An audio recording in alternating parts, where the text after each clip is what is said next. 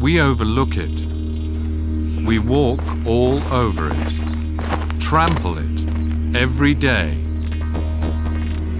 Yet we need it, like the air we breathe. It's about time that we talk about soil, and certainly about time that we start protecting it. There can be no life without it. It feeds us, and we are responsible for it. Soil is formed from rocks that are decomposed slowly by the sun, the wind and the rain, by animals and plants. In this way, 10 centimeters of fertile soil are created in 2,000 long years, only 10 centimeters in 2 millennia.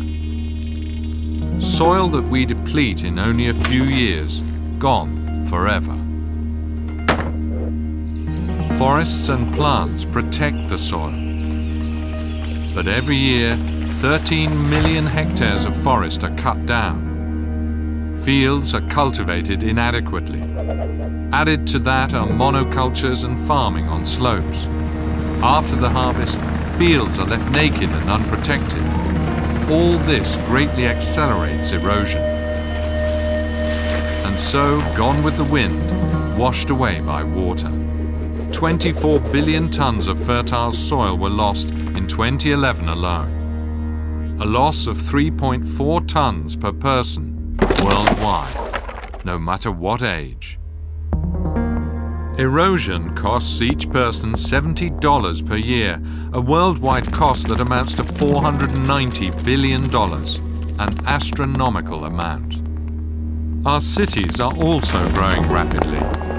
Every year in Europe, an area as large as the city of Berlin is transformed into urban areas. Half of these soils are sealed.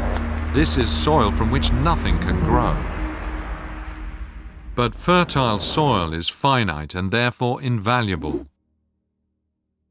Investors and states have realized this. The race for the soils of the world has already begun. Land grabbing, often with questionable means for questionable purposes. Millions of hectares of land change owner every year. The price? Ruined lives, uprooted families. Usually, these are the poorest of the poor.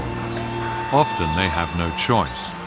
They destroy the forest because they need land to survive.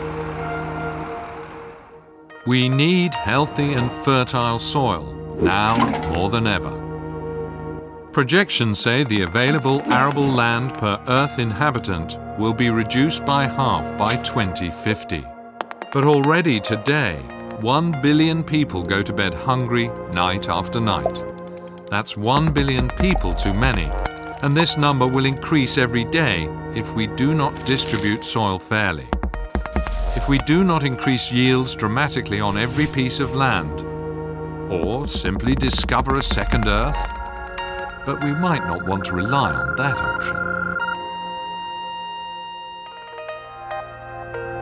Soil and land issues rarely get our attention, or that of our policymakers.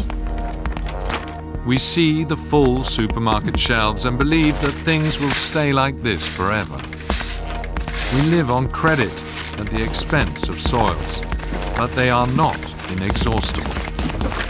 We take out money from a bank account into which we never make any deposits.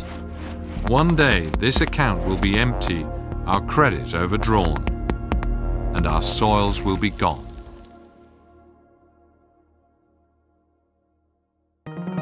But there is good news. We have long known what we must do in order to preserve soils for our children. Let's remember, soil is a sensitive living being who wants to be taken care of. It is not a factory. Everyone has a right to soil. This right must be safeguarded by the law. And we cannot afford to bury our livelihood under a layer of asphalt. Now it's up to us. We must open our eyes and find ways to apply our knowledge, so we don't end up losing the ground under our feet.